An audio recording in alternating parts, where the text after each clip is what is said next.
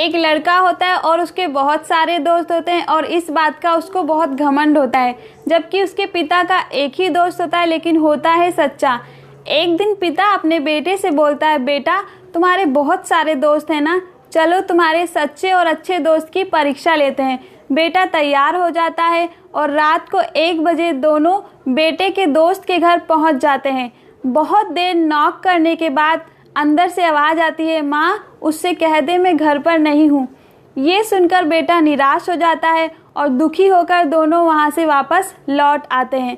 तभी पिता अपने बेटे से बोलता है, बेटा चलो तुम्हें मैं आज अपने दोस्त से मिलवाता हूँ। दोनों पिता के दोस्त के घर पहुँचते हैं। पिता बाहर से आवाज़ लगाता है, अंदर से आवाज़ आती है, मित्र रुको मैं 2 मिनट में आया। 2 मिनट बाद दरवाज़ा खुलता है तो पिता देखता है उसके दोस्त के एक हाथ में रुपयों का पैकेट है और एक हाथ में तलवार। ये देखकर पिता अपने दोस्त से पूछता है, दोस्त ये क्या है? तो दोस्त बोलता है, एक बजे रात को अगर मेरे दोस्त ने मेरा दरवाज़ा खटखटाया है तो ज़रूर वो किसी मुसीबत में होगा। और मुसीबत 2 प्रकार की होती हैं, या तो पैसों की या फिर किसी से झगड़ा हो जाए। अगर तुम्हारा किसी से झगड़ा हुआ है तो चलो मैं तुम्हारे साथ चलता हूँ, और अगर तुम्हें पैसों की ज़रूरत है तो ये पैसों का पैकेट ले जाओ।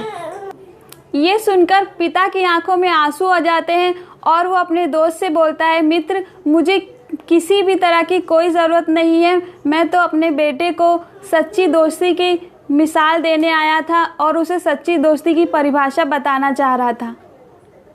तो दोस्तों इस कहानी से हमें ये शिक्षा मिलती है, दोस्त अनेक ना होकर एक ही हो लेकिन नेक हो।